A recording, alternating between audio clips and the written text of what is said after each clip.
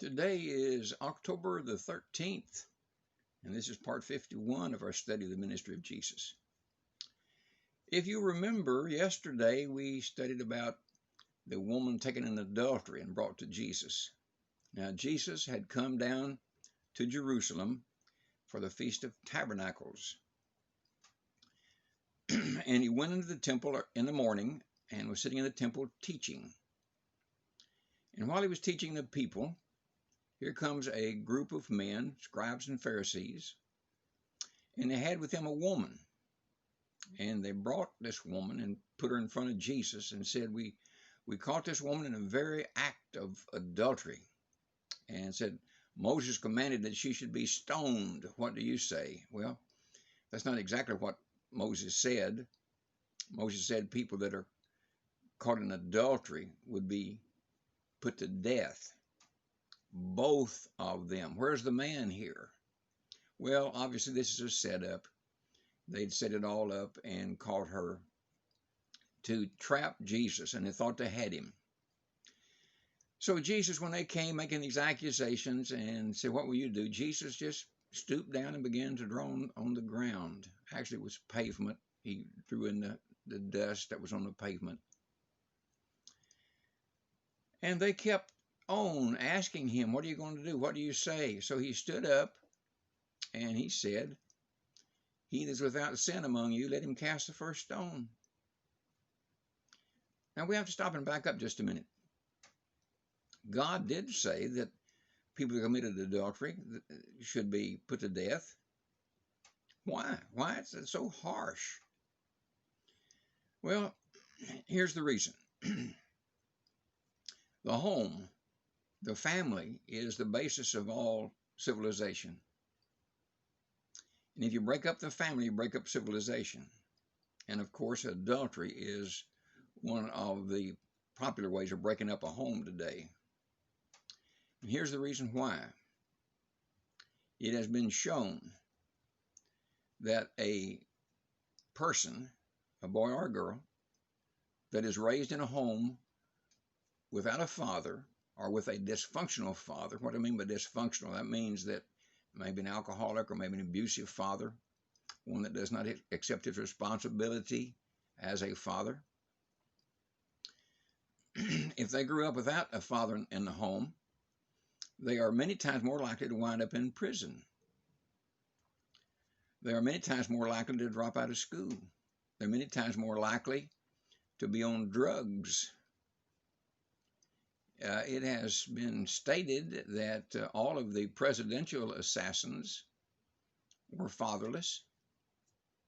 Most of the school shooters were fatherless. So not having a father in the home makes a big difference on the children growing up. The reason a lot of people join gangs is because they're looking for a family, a place to be accepted, a place to be loved. So God knew this, and that's the reason God placed such strict restrictions on adultery. Well, back to Jesus. They kept accusing Jesus, and he's drawing on the dirt. So he stands up again, and he says, okay, the one of you that without sin, you throw the first stone at her. And then he stooped back down and began to write on the ground again. Well, a strange thing happened. Their consciences began to bother them because they knew they were as guilty as this woman. And the oldest one began to creep away, and then another and another and another, because they knew they were as guilty as this woman. And there was not one there that could say, I'm without sin, so they could cast the first stone. And so pretty soon Jesus stood up again and looked around, and everybody's gone except the woman. And so he said to the woman, where are those that condemn you? And she said, there's none here, Lord. And he said, neither do I condemn thee. Go and sin no more. Now, Jesus knew that she had sinned. Well, I'm sure she didn't do this particular sin anymore. But he knew she had sinned. Well, why didn't he say, well, go and sin just a little bit? No, because Jesus is perfect, and he could not tell her to go and do anything except be sinless.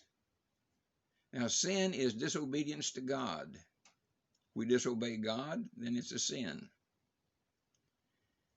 When we don't do what God says, it's a sin. When we do what God says don't do, it's a sin. So he says, go and sin no more. Obey God otherwise. Boy, that's good for us today. Just obey God. Just do what God wants you to do. Because when you don't do what God wants you to do, then it's a sin. Well, these men all were caught in their own trap. And the woman was sent home. I don't have any idea what kind of life she had after this, because here in public, now she has been shown to be an adulteress. I have no idea what happened after that. But I do know that Jesus thwarted their plans. They hate him. They want to put him to death. But they couldn't this time because Jesus outsmarted them. Well, that's it for the woman taken in adultery. We will pick up and continue on in Jesus' ministry in the morning. And until then, have a fantastic day today.